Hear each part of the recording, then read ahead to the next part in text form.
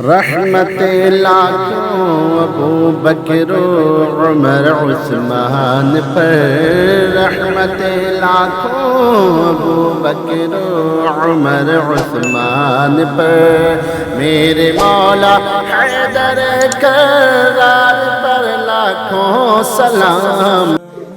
السلام علیکم ورحمۃ اللہ تعالی وبرکاتہ۔ ناظرین اکرام، میں مفتی شاہد رضا فیضی ایک خاص ویڈیو کے ساتھ، بس شرط یہ ہے کہ آپ اس ویڈیو کو زیادہ سے زیادہ شیئر کریں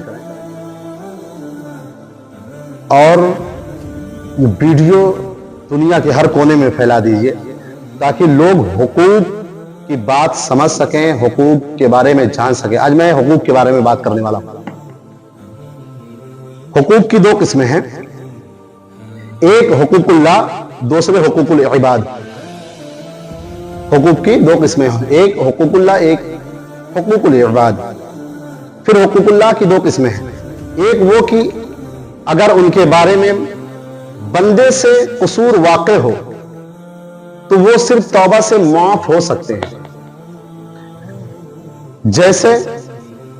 شہر میں جمعہ اور عیدین کی نماز کے چھوٹ جانے کے گناہ، یا شراب پینے اور ناچ وغیرہ دیکھنے کے گناہ۔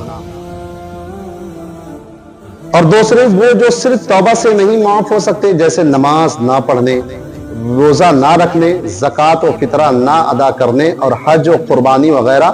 نہ کرنے کے گناہ، کہ ان کے معاف ہونے کی صورت صرف توبہ نہیں ہے بلکہ چھوٹی ہوئی نمازوں اور روزوں کی قضا کرے، جتنے سالوں کی زکوٰۃ اور فطرہ نہ دیا ہو اب ادا کرے، صاحب نصاب ہو کر جتنے سال قربانی نہ کی ہو ہر سال کے بدلے ایک بکرا کی قیمت صدقہ کرے، خود حج نہ کر سکتا ہو تو حج بدل کرائے، مال نہ رہ گیا ہو تو حج بدل کرانے کی وصیت کرے، اور توبہ کرے تو معاف ہو سکتے ہیں، یعنی توبہ کے ساتھ ان کی ادائیگی بھی ضروری ہے۔ یہ چیزیں صرف توبہ سے نہیں معاف ہو سکتی۔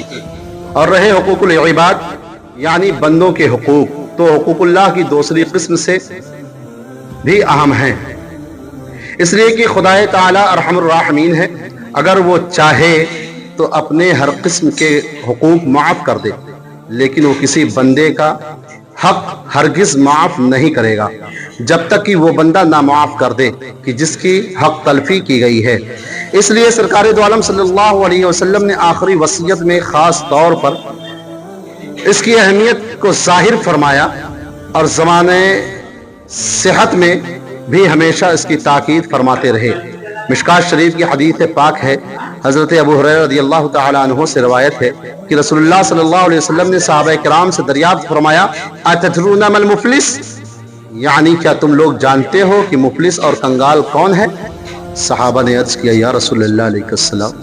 ہم میں مفلس وہ شخص ہے کہ جس کے پاس نہ پیسے ہوں اور نہ سامان۔ حضور صلی اللہ علیہ وسلم نے فرمایا کہ میری امت میں دراصل مفلس وہ شخص ہے کہ جو قیامت کے دن نماز، روزہ اور زکوٰۃ وغیرہ لے کر اس حال میں آئے گا کہ اس نے کسی کو گالی دی ہوگی، کسی پر تہمت لگائی ہوگی، کسی کا مال کھا لیا ہوگا، کسی کا خون بہایا ہوگا اور کسی کو مارا ہوگا، تو اب ان لوگوں کو راضی کرنے کے لیے اس شخص کی نیکیاں ان مظلوموں کے درمیان تقسیم کی جائے گی۔ اگر اس کی نیکی ختم ہو جانے کے بعد بھی لوگوں کے حقوق اس پر باقی رہ جائیں گے تو اب حقداروں کے گناہ لاد دیے جائیں گے، یہاں تک کہ اسے دوزخ میں پھینک دیا جائے گا، العیاذ باللہ تعالی۔ بے شک میرے سرکار نے صحیح فرمایا، حقیقت میں مفلس اور غریب وہی شخص ہے کہ جس کے پاس قیامت کے دن نیکیاں نہیں ہوں گی،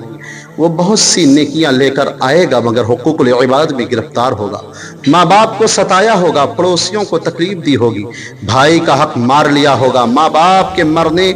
پر بہن کا حق نہیں دیا ہوگا، یا دادا کے انتقال پر پھوپھی کا حق غصب کر لیا ہوگا، تو قیامت کے دن اس کی ساری نیکیاں ان لوگوں کو دے دی جائیں گی جس کی اس نے حق تلفی کی ہے، یہاں تک کہ اس کے پاس کوئی نیکی نہیں رہ جائے گی۔ تو حقیقت میں غریب وہی شخص ہے، اس لیے کہ دنیا کا غریب اگر اس کے پاس نہ کھانا ہو تو مانگنے سے کہیں کھانا مل جائے گا، کپڑا نہ ہو تو وہ بھی کہیں سے پا جائے گا.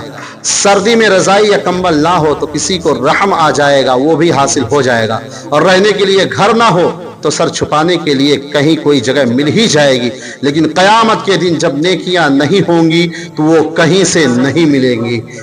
اللہ قرآن پاک میں ارشاد فرماتا ہے, لوگوں اپنے رب سے ڈرو اور اس دن کا خوف کرو جس میں کوئی باپ اپنے بچہ کے کام نہ آئے گا اور نہ کوئی کام والا بچہ اپنے باپ کو کچھ فائدہ پہنچائے گا.